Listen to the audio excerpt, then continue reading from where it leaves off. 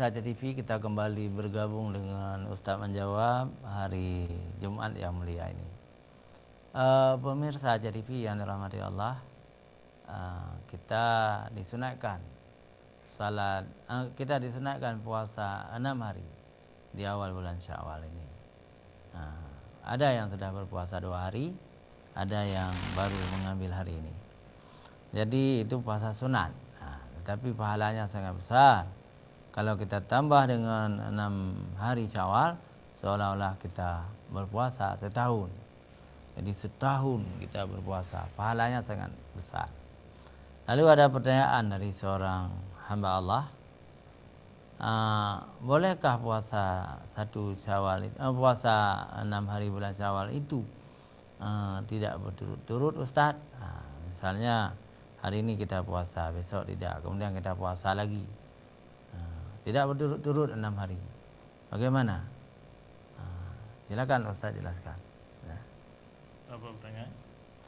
Puasa itu tidak berturut-turut. Misalnya Ustaz hari ini puasa, besok tidak.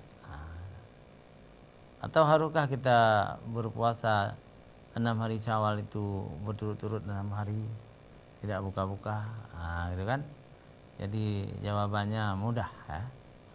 Lebih baik berturut-turut. Tapi kalau tidak berturut-turut juga boleh, diterima juga oleh Allah Subhanahu wa taala. Lebih mendapatkan utamaannya jika kita melaksanakan secara berturut-turut. Iya. Dalam hal puasa Syawal ini harus kita perhatikan, ada keutamaan fadilah di dalamnya dan hikmah dalam puasa Syawal. Ya, kita. Assalamualaikum Ustaz, saya pergi ke rumah seseorang, tapi 2 hari berturut-turut saya pergi, selalu tidak ada di rumah karena konon orang yang bersangkutan itu selalu pergi ke rumah saudaranya. Bagaimana ini Ustaz? Jadi kalau itu hak mereka masing-masing, ya. Hak orang, mereka juga pergi ke rumah saudaranya, kita juga pergi ke rumah saudaranya. Jadi kalau hari pertama gagal kita menemukan bapak itu, hari kedua gagal, masih boleh kita coba hari ketiga, ya. Hari ketiga pun tidak pernah ada di rumah keluarga itu, kita maklum saja, jangan pergi lagi, atau kita telepon, ya. Kita telepon, nggak perlu juga kita tersinggung dengan kepribadian orang itu, karena gini, ada orang-orang yang memang memuliakan yang lebih tua, mereka pergi di hari raya, pergi pagi pulang malam, seluruh saudara-saudaranya pergi, apalagi ada mobil, ya, pergi terus menerus, ya, sampai mungkin 10 rumah sehari gitu kan. Tapi sebaiknya kalau yang bersangkutan itu seorang tokoh, seorang yang dikenal luas oleh masyarakat, ya, katakanlah seperti Ustadz Aulia itu tokoh dakwah gitu, beliau harus memberikan 1 hari kepada pengikut-pengikutnya. Beliau tinggal di rumah, kalau perlu mengumumkan, jadi ada open house istilahnya, hari kedua atau hari ketiga beliau jangan kemana-mana.